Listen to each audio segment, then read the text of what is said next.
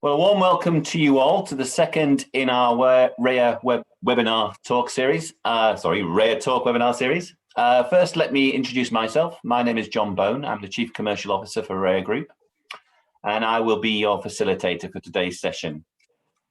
Please use the Q&A button on your Zoom app to ask any questions to our panel. I'll be posing these questions after an initial discussion that we will have. If your questions targeted at a specific panel member, please could you make this very clear in your question. And talking of the panel, today I'm joined by 4 distinguished panel members who are here to discuss the value of cybersecurity in education. So let me please introduce the panel. First I have Bram Koubergs. Bram is the Director of RHEA Security Services, managing consulting, technology development and implementation projects for customers such as ESA, NATO, EDA, national defense and critical infrastructure customers. His career has included challenging roles in the Belgian Armed Forces and in defense and security for IBM. Welcome, Bram. Secondarily, I have Matteo Murialdo. Matteo is Deputy Manager for RHEA Security Services. He has a wide experience in cybersecurity product development, including cyber ranges as a project manager. He led many multi-million research and innovation projects for the European Commission and ESA, among other activities. He is currently technically leading the Horizon 2020 Project ECHO, a large initiative aiming at developing a European-wide network of cybersecurity centers. So welcome, Matteo. Thanks. Next, I have Trish Dill. Trish is the Director of the Cyber Range and Partnerships at Ryerson University. Her role is to explore synergies and drive collaboration between the private and public sectors that help organizations to capitalize on opportunities and tackle challenges in cybersecurity. Trish leads the Catalyst Cyber Range in Quebec, which brings experiential learning to companies, organizations, and students, honing their cybersecurity skills to increase performance in the workplace. Welcome, Trish. And last but by no means least, Shahid Raza. Shahid is the Director of Cybersecurity at RISE, where he leads a team of 20 technical security experts. He is also the founder and leader of RISE Cyber Range, a unique cybersecurity test and demo arena in Kista, Stockholm. He is also the leader of the Swedish National Cybersecurity Research and Innovation Node. Shahid's primary research interest is all aspects of IoT security. In the last 2 years, he has received over 1,500 citations for his research work on IoT security, published in prestigious journals and conferences in this area. So welcome, panel. I'm sure it's going to be a very interesting discussion.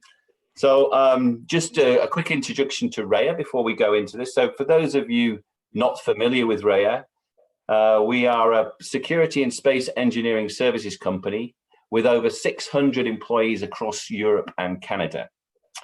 So RHEA's focus is to add value to our customers through the use of specific expertise, technologies, and techniques. So today's session is to discuss the RHEA technologies that we're using to add value to cybersecurity education. So into the panel session then. Just to say, in today's technology world, it's critically important that not just IT professionals, but also students and employees, especially home workers now in the current environment, are aware of the threat posed by cyber attacks. So Bram, with that in mind, can you tell us a little bit more about the RHEA technologies used and how RHEA is collaborating with our partners to address this issue? Thank you, John. So maybe it's a good idea to take one step back and look to how do we understand security, what is our background, and what is our understanding of how we tackle the issue. So as you probably might know, Belgium is currently 2 days ago facing the biggest cyber attack in history. So there was a cyber attack on all political and parliament websites of the government, hospitals, even the vaccination registration system of the Belgian government was under attack and down for a couple of hours. So everything starts with an attack. And what is an attack? An attack is an intentional act of aggression towards a target. A target can be a system, a person, whatever. So everything is around that attack. So an adversary is looking to exploit weaknesses in systems, in processes, in people, in products. And exactly that challenge that RHEA Group wants to tackle. How do we support our partners protecting their systems, their processes, their people, and their products against these adversaries and these attacks? Personally, as you discussed, or as you present me, I have a military background, so I always have a military perspective on some things, for which I apologize, but sometimes it's very useful. In the military, it's of the utmost importance that before people go into a deployment abroad to Afghanistan, for example, people are trained as they fight. Because once they're trained as they fight, they will also fight as they train. So to train your soldiers, your squads, your platoons, your companies, your battle groups, you create the operational environment somewhere in a safe training area. In a safe environment where you recreate the entire environment with roads, with houses, with everything what can be faced in the real challenge, in the real world. You give your soldiers, your people, the real tools, systems, and weapons which they will use while being deployed. And you make and walk them through scenarios based on the real life events which they will face when being deployed as well in operations. Well, this has the advantage that your people are not only trained, they also feel comfortable. They feel comfortable with their systems. They feel comfortable with the weapons they will use. They know the limitations, the possibilities. They will immediately feel familiar with the environment, and they will also feel familiar in case of an incident because they are trained based on these incidents. This significantly reduces the time of a reaction of a person in case of an incident, and time is always critical. Also in a cyber attack, time is critical. You have to reduce as much as possible the time between the event and the time that it's discovered and the time of reaction. So the advantages, if the people are trained like that, people stay focused. So even in what we call the fog of war, in cyber, it's no different. There's also the fog, the confusion, everything happens, what's going on, nobody knows. So people have to react. People stay focused, they stay concentrated, they don't panic, and they apply procedures to which they are trained during pre-deployment training. Well, at RHEA Group, what we did is kind of unique. So we've created platforms and solution technologies to train people, but not randomly. I mean, we don't train people on random scenarios, and we don't train them on random environments, and don't train them with random systems or solutions that they have. No. The RHEA technology, the RHEA platform, which is called CTEF, is a very flexible platform which allows our partners to recreate their own environment, like the environment where your people feel comfortable with. They will recognize the systems, they will recognize their protection system, they will recognize what they see, the information, what they see in their real world is emulated on the platform as well. So, like in the military, your people, your employees, your trainees, your cyber people or IT people will feel immediately comfortable with the environment where they work because they're trained in that environment. Then what we add to that, we created many scenarios based on real-time, real-life events, which they most likely will face in their career somewhere, somehow, in a certain moment. So as the number of cyber attacks is significantly increasing year by year, the events are increasing, the probability that your people will be facing one of these events is also increasing significantly. You have to make sure that people feel comfortable in the situation. So that's what we did with CTEF. That is our starting point. And that flexibility to create your own scenarios based on your own environment, giving your people the tools and the system and the protection mechanisms which they also use in their real life environment, creates the positive effects, which is similar to the military before deployment. So we reduce the reaction time, people stay focused, they know exactly who to call in case of, and you will significantly increase your cyber posture and your security posture of your entire team, entire organization. The advantage of CTEF is not only that we can train people, it's also a perfect tool for research and development and test and evaluation, because the adversaries will not only exploit weaknesses in people, they will also exploit weaknesses in the products that you develop or in the processes which you implement. So somewhere the adversary is going to look, where are we vulnerable? Well, CTEF is the solution that RHEA developed and successfully implementing with many clients now to give an answer to the weaknesses in people or the behavior of people in the products and the processes. I hope this is explaining a bit how we work and what our philosophy is. Thank you. Thank you, Bram. Thank you, Bram. So moving on to Matteo then. Matteo, Bram mentioned CTEF there, which is a cyber range technology. What exactly is a cyber range, and could you tell us a little bit more about the details behind the cyber range and its technology? Of course, I will use a couple of slides just to reinforce a little bit the concepts. So basically for us, there are several definitions of cyber ranges around, and we found a little bit the overall landscape confusing. So we like to stick to a definition that's what represents what we are doing. So for us, a cyber range is a multi-purpose virtualization/hybrid environment, meaning that can also connect not only a set of virtual machines in scenarios, but also physical elements, for example, OT elements, SCADA, satellite simulator, and whatsoever. A cyber range for us needs to be able to enable three main services, as Bram was saying. So definitely the training, but also research and development and test and accreditation. So that's a cyber range for us. So it's a platform that is able to enable those three services. And basically using this philosophy, we developed our CTEF cyber range technology. And the idea is that with CTEF cyber range, not only you can support the three type of services, but you can also connect physical elements, for example, OT elements within your simulation in order to create something that is closer to the reality. And in case, for example, of a critical infrastructure, it can mimic your actual infrastructure. And performing trainings over an emulation of your infrastructure, of course, is extremely more effective than just training over a generic IT transversal environment.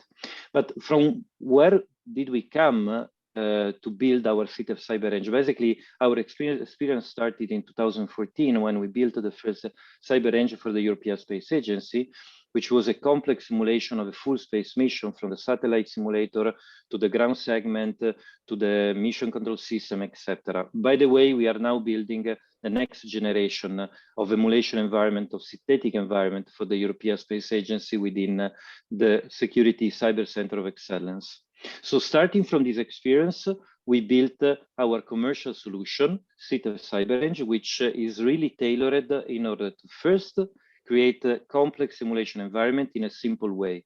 So really drag and dropping elements, connecting elements together in order to create these emulation environments.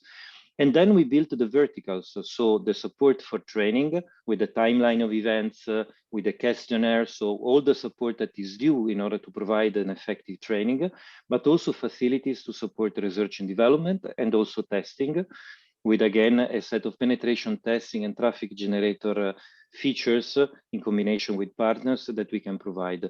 And also CTEF is able to interconnect with physical devices. That was extremely important for critical infrastructure, but not only for critical infrastructure. For example, we are nowadays building an emulation of the navigation system of a ship, and we will have a set of physical elements.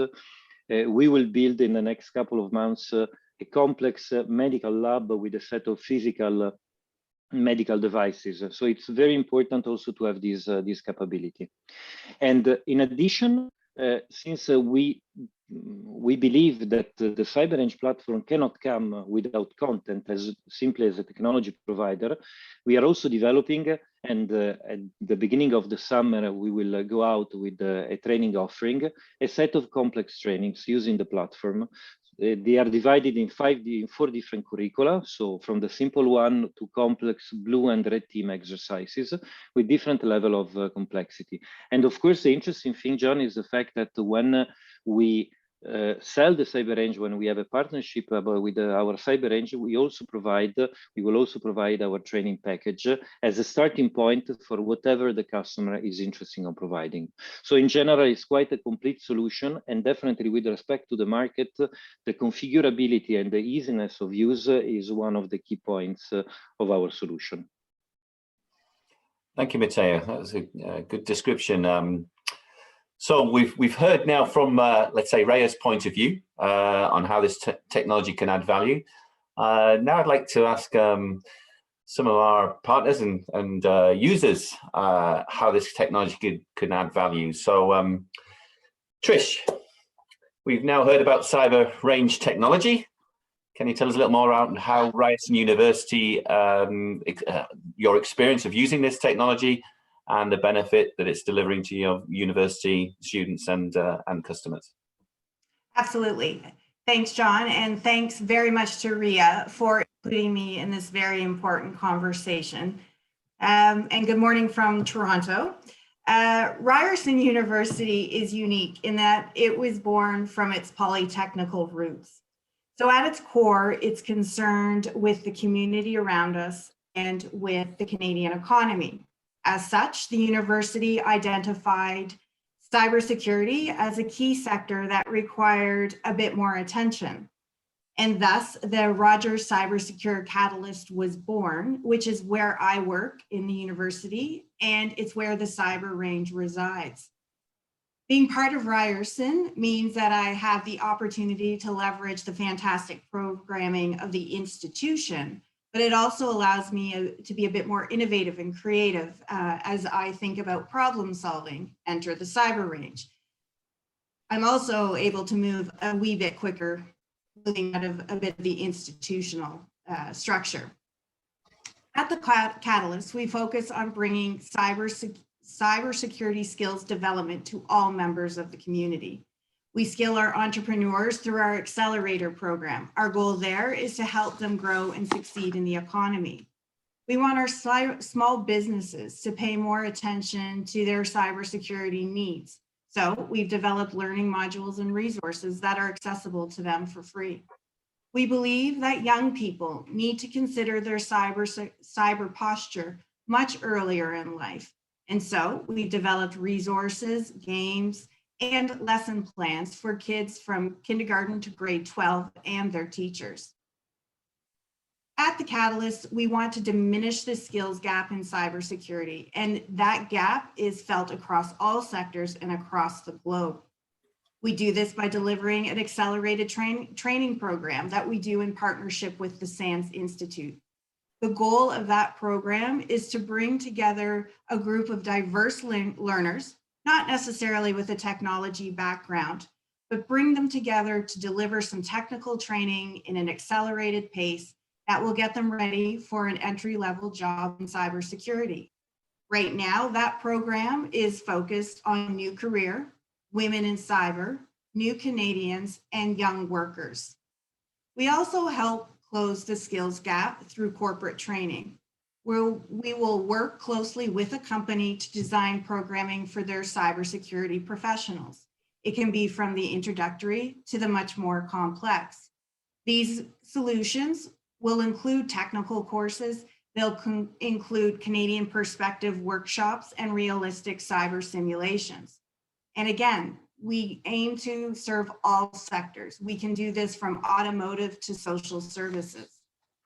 So where does the range actually fit into the work we do?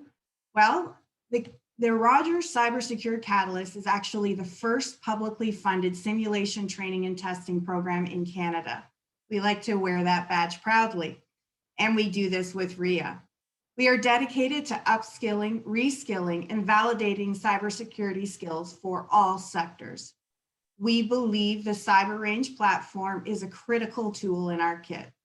Our motto is to practice, plan, and protect, and our goal is to equip learners with the cyber skills to mitigate an incident. Providing learning opportunities that are both immersive and ultra-realistic ensures learners are fully prepared to tackle the real-world challenges that they may encounter in their job.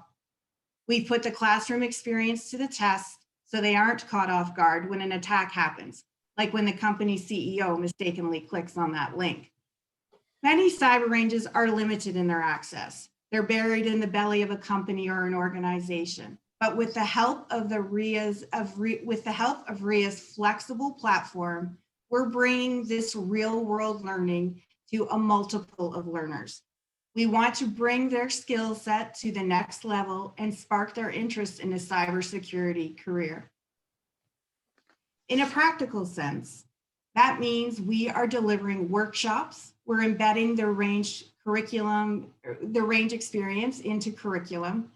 We're doing boot camps. We're doing day-long open skills programs where individuals can come in and practice on some scenarios to test their learning and to let their bosses know they've experienced a real-world attack. Working with clients, we are also able to provide simulated discussion-based exercises that include multiple business units. These tabletop exercises can be kicked off in the cyber range, where that employee has to deal with the fact that that CEO clicked on that link, and then the organization as a whole can rehearse their response and their reaction to this exercise. Mistakes can be made in the safety of the cyber range, and CEOs are going to have to pay much more attention to what's going on in their cybersecurity postures, as we all know. This is a really good way for the technical people also to learn how to communicate up and for the decision makers to understand what's actually going on in the cybersecurity team. The value of training is immense. The ability to empower somebody both personally and professionally is one of the greatest benefits that we can offer through, and we do it every day in the work that we do. I'm looking forward to the rest of the conversation. John, thanks for including me. Thanks, Trish.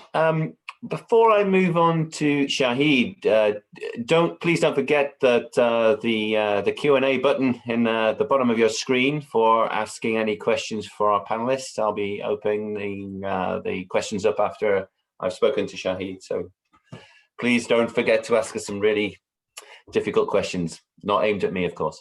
Shahid, so from a national research institution's point of view, how is this technology adding value to your institute and your wider community? Thank you, John. And I would also like to thank RHEA for inviting me for this very important discussion. I represent RISE, Research Institutes of Sweden. RISE is the largest research institute in Sweden, fully owned by Swedish state.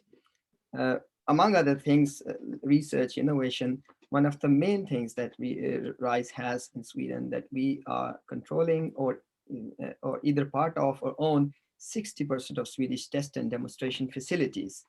Things like we have the world's largest indoor test track for autonomous vehicles and things like this. And RISE Cyber Range is in the same direction. So the concept of cyber range for us is we have built a very strong physical setup in our digital division's headquarters in Kista, next to the Ericsson headquarters. It's a 300 meters square area, which is protected by steel walls, and it has different chambers inside. Bram discussed the military mindset before. And I think when we built our cyber range, we have similar mindset. But we want to carry out some use cases that requires such protection, physical level as well. RISE's main mission is to help Swedish industry, but we are also working on many defense related initiatives, especially in the civil defense sector with the critical infrastructure, implementation of NIS directives. So for us, I would actually really follow the definition of cyber range, what Bram explained before. For us, cyber range is similar to a shooting range, where you have real soldiers, real weapons, real offense and defense tools, real field, but it's not a war. In a similar way, when you try to create similar setup in a cyber world with same offense and defense cyber tools, and an environment that is close to or a copy of real setup. We call it cyber range, and we built our setup in a similar way. So in the RHEA cyber range, we have multiple use cases for this, and one of the main use cases is indeed is cybersecurity education. And our very first initiative towards this education is educating programmers, people who code digital world. All we see, everything around digitalization today, it starts with someone programming the systems. So how can we train those programmers for the secure coding? That's our very first goal. And when you learn something, you have different ways. You can read a book, you can read a blog, you go to a university, you take some courses, you have a single or a couple of computers there where you can get some training as well. But people who are already in industry, if you want to train them, you and CyberRange, and especially RHEA platform, I'll come back to this, makes it possible that you put them in a setup that they actually see in their everyday life. So if they are successful in defending themselves in this virtual world, there is a high chance that when they see the real setup, which is attacked by some actors, then they will be ready to protect them. So our main mission inside CyberRange here is we create such an environment. And as this is a physically protected place, all people we plan to train here are also trusted people, meaning that they can very openly discuss their problems, not just get trained, but share ideas as well. CyberRange combined with the threat intelligence sharing platform, we have a possibility, once people are trained, we build a strong community around those people. So these are the trusted people that people want to share their threat information later on. The beauty of RHEA CyberRange is that it's a persistent CyberRange platform. Usually you have two kinds of CyberRanges, persistent CyberRanges where you create something and that stays for long. The other kind of CyberRanges we have access to as well. They are mainly used for exercises. You spend 6 months, create a very fancy exercise, conduct an exercise for 3 days, and then you destroy the exercise, and then you move on.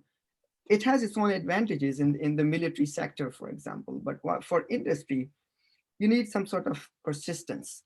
You create a virtual hospital and you want to keep it, and then you want to upgrade, test it. You want to have components that stays there after you complete your exercise or training. And I think in this way, I have looked at least 10 plus CyberRange platforms before selecting RHEA solutions, moving from Israel to Finland, with lots of possibilities and so on. And I think RHEA has a great flexibility in terms of platform as well, but also in terms of ease of work, I would say. We have a possibility to work together through bigger setups as well. For example, Concordia, which is a European Center of Excellence, and ECHO, that Matej is very much involved. And CyberRange is not just a piece of software. It's really a collaboration platform. We have one of the main use cases, other than training, is cybersecurity research. I have a very strong team of researchers who are involved in over 10 European projects and other projects. We are trying to build something called, I'm saying it for the first time actually, openly, something called AI range. We are setting up a setup inside a cyber range, which can be used to train AI algorithms against adversarial settings. We call it AI range, and there is some funding already for this. And we have most probably will start this initiative initially as a Swedish program, national program for AI research.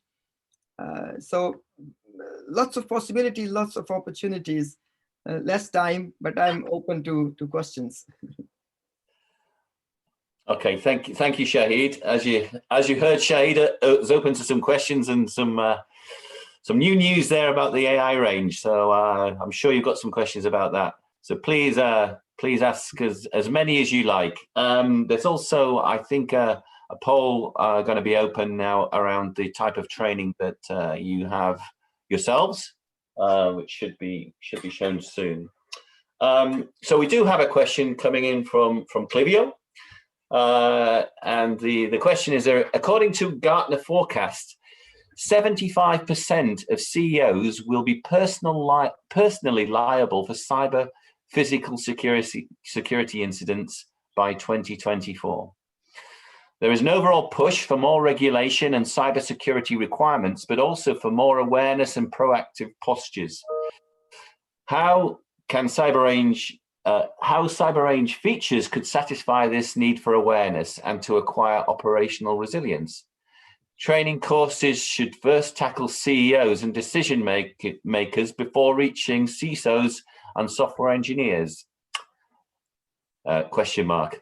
Your thoughts on the most viable approach? Should it be targeted at the more senior levels, the C levels, CEO levels, or at the more junior, well, let's say CISOs are not necessarily junior, are they? But CISOs and then down to software engineering levels of organizations. So let's start with you, Trish. Your response to the question? I think that, of course, the CEO and the decision makers are quite important in this conversation. I believe that that's one of the learnings that we've decided to respond to by developing tabletop exercises. Mm-hmm. And being able, I think there's a lot of opportunity for awareness building, because I think one of the biggest disconnects that I've had across the ecosystem, from the junior staffer on the SOC team right up into the CEO's office, is nobody understands each other's language. Right. And I think that is a huge gap. So what we're doing with these tabletop exercises is trying to create a bridge where at minimum they at least understand where each other's coming from. So they're right, the CEO is important because they're the ones that will decide on where the budget goes. And the CISO and the SOC team is always looking for extra money because they're raising their hand saying stuff is happening. So I think it's super important that the CEOs are brought into the conversation and are part of the training experience, which we endeavor to do at the Catalyst. It's not easy, and it's going to be a journey, but you can't leave them out of the equation. I also think that all of this has to happen in parallel, right? Like, you can't wait for the C-suite to understand what the realities are. You've still got to dig in and understand the attacks and learn and mitigate.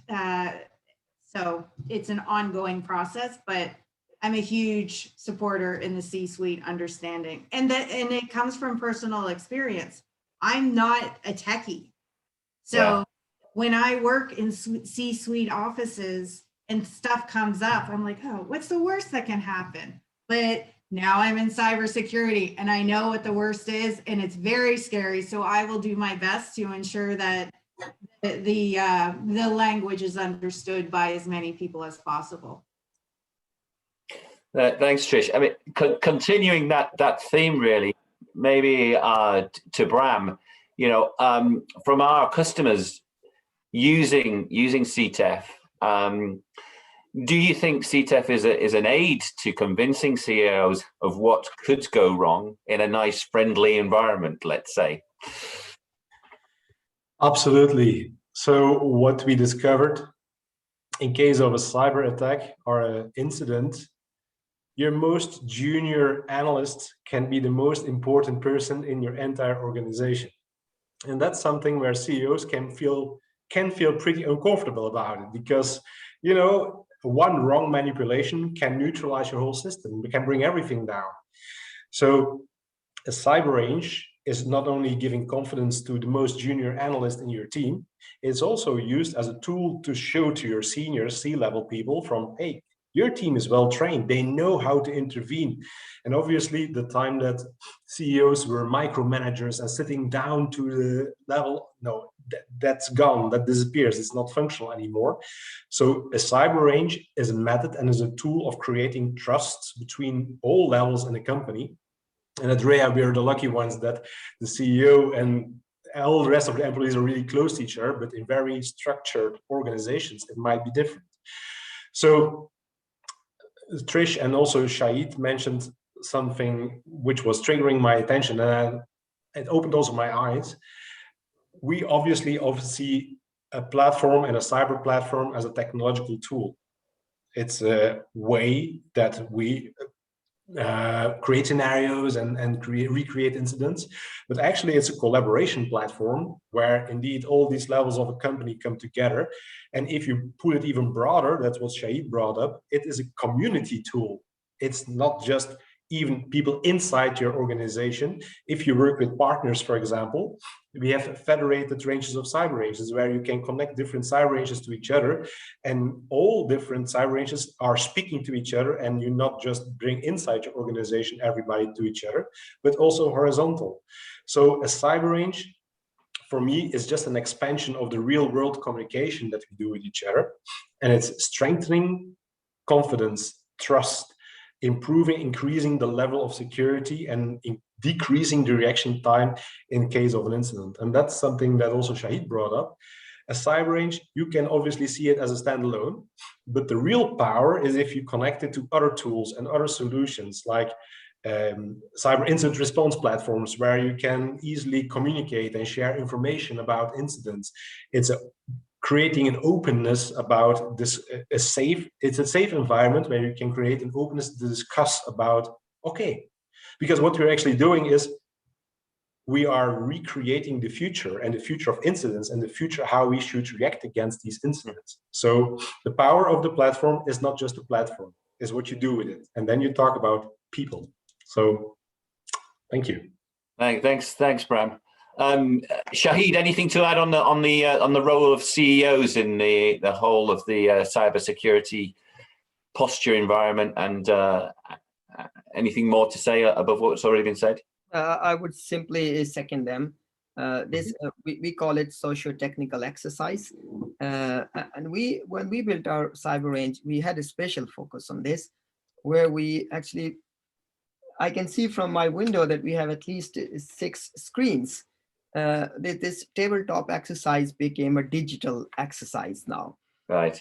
And we are building a scenario where, you know, there's a cyber attack going on, and then bombard CEO with information using these different screens. For example, playing a Facebook or a TV feed saying that your company is hacked, just to see how they react.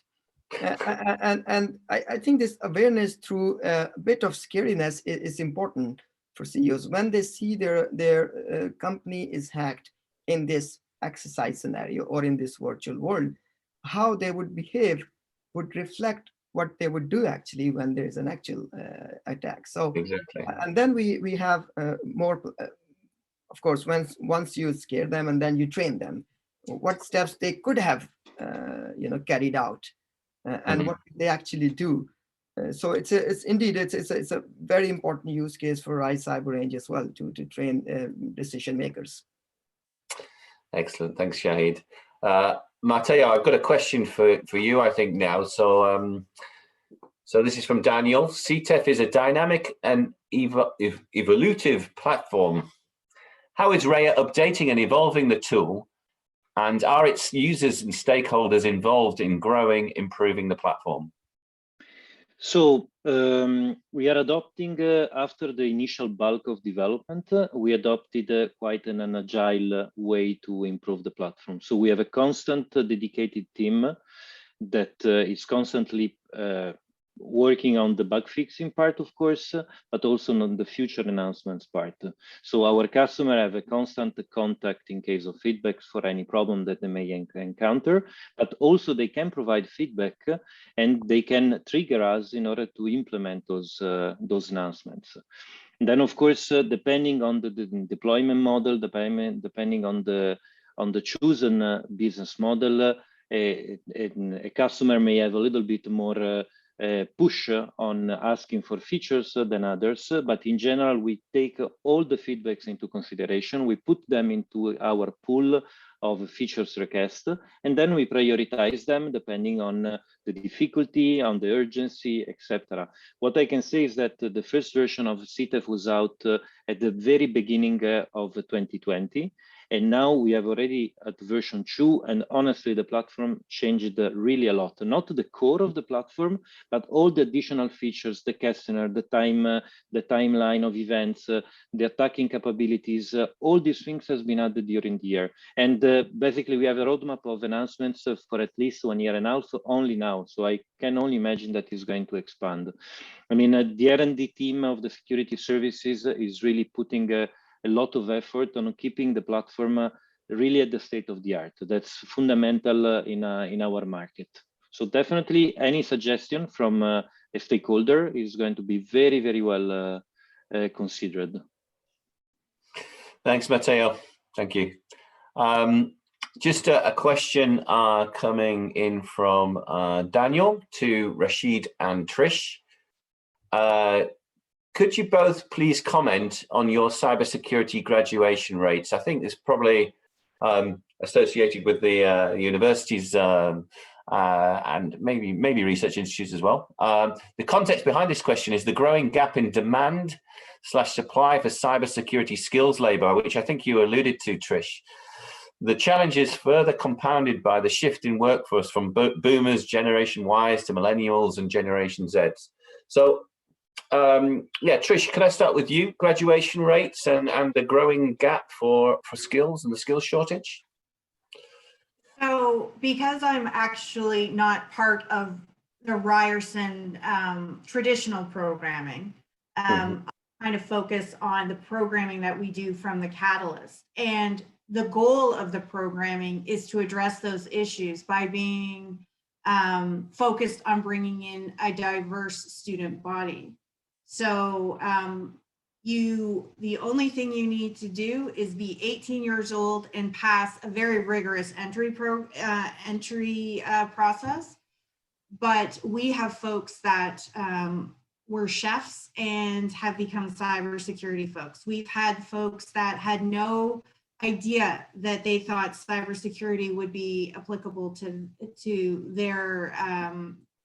their desire to grow their career. So from our programming, we actually, and I looked up the numbers before I came on today, we have an 86% placement rate. So wow. These folks go through a very rigorous training program with some practical exercises through the cyber range to test their skills and to scare them and get them ready so they're not as scared the first time they hit a cyber incident in their chair at work. And that 86% rate represents all kinds of folks from young people to mid-career to teachers who retired and wanted to try something new. So approaching training, I think, in a unique, diverse way is going to be something that even the most institutional university needs to consider. And I'm really proud that Ryerson identified the need for that. I will say in their traditional programming, they are expanding the number of seats that are going to be in cybersecurity diplomas, and everybody is growing their cybersecurity training programs in colleges and universities. And frankly, I'm really pleased that the relationship with RHEA and the cyber range is opening up conversations where I'm having the conversation with another university or college in Ontario, and I'm saying, how can we help you with our cyber range? We need to address this gap. So placement rates are high because there's lots of people looking for opportunities. Yeah. Thank you, Trish. Shahid, anything to add from Rise's perspective, from your experience? If I understood the question right, from my perspective, I would say there is a huge gap indeed between demand and supply for cybersecurity. On one hand, universities can cover cybersecurity education, but it's a very long process. For example, in Sweden, when you plan to have a master's program in cybersecurity and the program is launched, is 3 years. So therefore, our mission and the cyber range is actually to bring this to the people who are actually working in industry. It's not simply, it's also not practical for people who are in, let's say, big organizations, SMEs. They go back to university or learn, you know, so they have to learn while at their job. The gap is huge, and I think these cyber ranges, more and more cyber ranges are needed in a setup where RHEA, for example, is running, where you can teach, you train the people who are already working in industry. It is very hard to fill this gap just by planning this on the education side. Because the other process is very formal. For example, in Sweden, in order to get a course approved in a university, universities have fixed quota for number of students. So you have to stop some other program to include a new program. So it's not that simple. Let's say that, oh, I have a new program with 1,000 new students in cybersecurity in university. That's a bit tricky, but it's easier when you are working and you can get this training while you know, at a job. Sure. Thanks, Shahid. I've got a question probably for Bram. It's from Levin. What sales models does RHEA have to make their cyber range available to other companies offering cyber services who do not have a range of their own? Bram, can you come back to Levin on that one?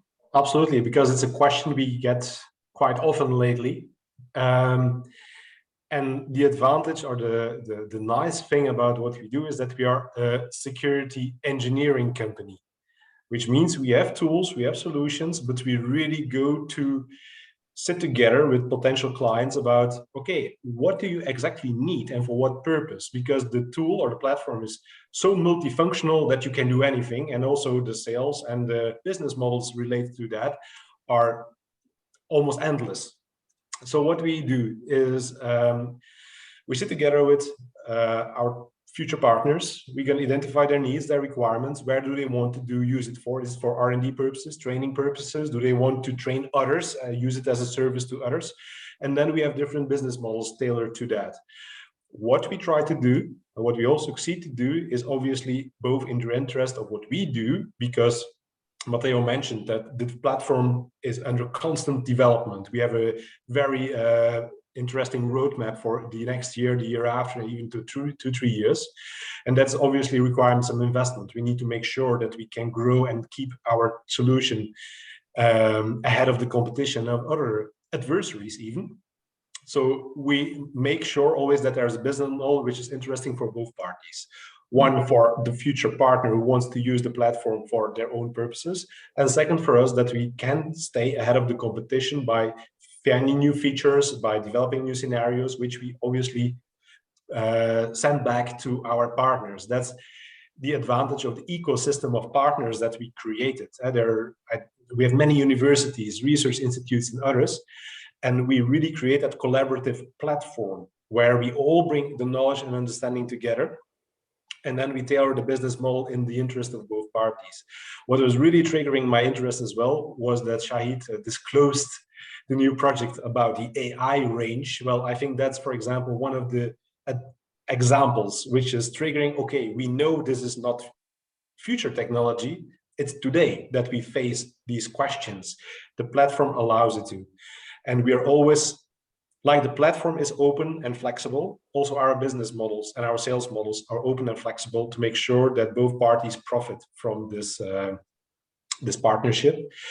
Trish mentioned also that the demand is increasing rapidly, and there is so much demand to new trainees, to new people, to new skills. Well, sit with us together, and I'm sure that we find a solution which is interesting for all parties. All parties, including you as a client, RHEA to invest in a better platform, and the partnership, the ecosystem of clients which we're currently managing already.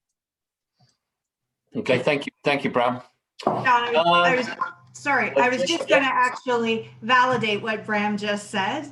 the relationship that we have with RHEA has allowed us to be that service provider. So a company, another institution can come to the Catalyst. We can talk about how we can provide the cyber range service to you. So that has been very much appreciated. And because we are working across all sectors, we're able to feed so much back to RHEA as we develop the platform and address the needs that we both need to answer. Thank you, Trish. It's good to have some validation on things that Bram says sometimes. Right, I got a question in for, I think this probably is to Matteo this time. How do you see CTEF evolving to become a digital twin to integrate real world data? So that's a very interesting question, John. We are talking quite a lot about digital twins in the past year and a half, and it's a very hot topic, for example, also for the European Space Agency and across all the space sector. So CTEF has all the infrastructure and the technology to build a digital twin, because it can build without problems a very complex network. What we are working right now is the ingestion of real traffic data, so the mimicking of a real environment towards the emulation environment.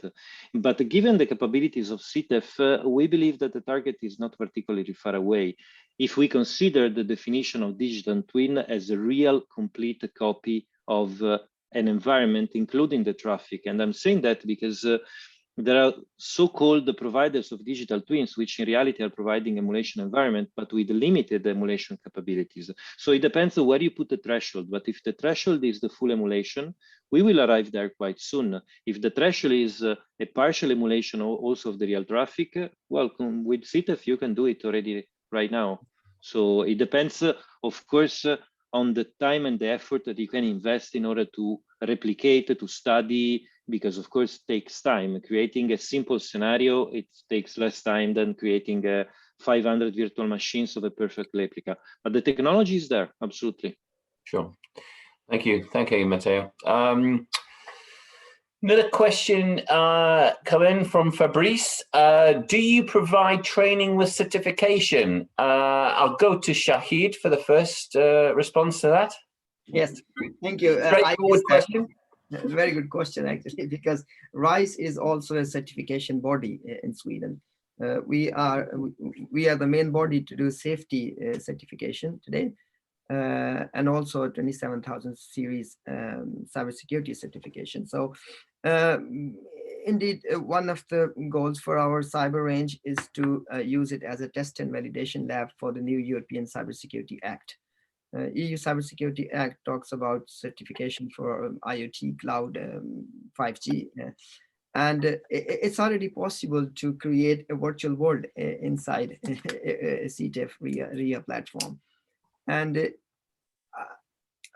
I did not think more about it, but I guess there are a few extensions needed from the RHEA side to make sure that we should be able to implement and test the new certification schemes inside the cyber environment. These are more formal schemes developed by ENISA, the European Cybersecurity Agency, and RISE is already an approved cybersecurity certification body. So we have real interest in using CTEF as a certification platform. So yes, a very good question and on the spot for us. Thank you, Shahid. Trish, how is Ryerson approaching this certification? Well, so Canada is truthfully a little bit behind the European model. So those policy conversations are very much happening right now. It's important to us at the Catalyst to have those policy discussions so we can figure out what to do and what the customer wants. So I'm going to call Shahid after to talk about how he can impart his wisdom to me and the work in our cyber range. Fantastic. Good collaboration already. I like that. Got a question come in from Hussein. COVID-19 showed that we are not ready for a new generation of viruses. What are your solutions to be ready for non-seen cybersecurity attacks or challenges? I'm going to start with Bram on that one. Excellent question. Well, you have that quadrant. You know what you know, you don't know what you know, you don't know what you know, and you don't know what you don't know. And it's always the Rumsfeld quadrant. Indeed. So thanks to the fact that we are an engineer company means that we work really, really close with all our customers, both in institutional, but also in critical infrastructures. So we are deep embedded to see what everything is, how everything is evolving, how everything is going. And thanks to that open conversation and relationship that we have with our partners, we get constantly feedback. And often we get pointed towards things which we don't know yet, or maybe we know. Well, anyway, what we are doing is all our security services team is built around the engineering, research, and development team. The core is in Belgium, but we have people over all the world, at least continental Europe and Canada. We're constantly working on these next technology, next generation stuff like AI, like blockchain and other new technologies. So thanks to the fact that we're not just working on cybersecurity, but also very active in all these other new technology developments and innovation, we bring in and connect the dots to each other. I don't say that we are catching everything. That should be almost impossible, I think. But the only way that we can tackle the new challenges is by collaboration. And this platform, a collaborative platform, is allowing it. Thanks to our engineering and R&D team, we try to stay ahead of everything what's going. So the R&D team is now really focusing on quantum key security and other next generation problems, which we will face in the near future. The reason why we built CTEF in such an open way is to tackle these next challenges which are coming to us. Can we foresee them? No. Can we be able to react as agile as possible to these challenges coming to us? Yes. Okay, thank you, Bram. We've got time for just one more question, I think. I would like to add go on, Shahid, please. I think the question, they were talking about 0 days, things you have not seen before, how can we help them? And I think CyberRange is a perfect platform for that, because we are working on a research side, something called deception technology. It's a next generation honeypots. So you deceive an attacker, and the CyberRange gives you real flexibility to do many things in this virtual world that you actually cannot do in the real world. So it's a tool to find 0 days. And if you are able to get 0 days inside a virtual world where there is no harm, you are actually ready to defend against 0 days in the real environment as well. So I think cyber settings are very important for 0 days detection as well. If you have a real environment and if you have a 0 day, you are gone. But if you can deceive them, or I mean, this is a research field, deception technology, and if you can deceive in the virtual world, and CyberRange, we don't have this project yet, but this is a really good tool that we have, and we are working on a pre-study to enable deception inside CyberRange as well. Okay. It's a really good platform for 0 days. Interesting. Thank you, Shahid. Unfortunately, we're just about out of time. There's a couple of questions to go, but I don't think we've got time to respond, unfortunately. But I want to thank the panelists. This is actually a truly international panel today. We have Trish, who's in Canada, Shahid, who's in Sweden, Bram in Belgium, Matteo in Sicily, and myself in the UK. So how international can you get? I think Matteo's trumped everybody for the sunshine now. But thank you very much. And thank you for joining our session. There's one last poll on the screen if you'd like to fill that in. And yes, I would love to welcome you back to the next RHEA Talk. You will be getting information, I'm sure, through the normal channels of when that will be. I should know it off the top of my head, but I don't. And yeah, if you need any more information, please visit our website, www.rheagroup.com. But thanks for your time. Thank you, everybody. Thank you, panelists. Thank you. Thank you.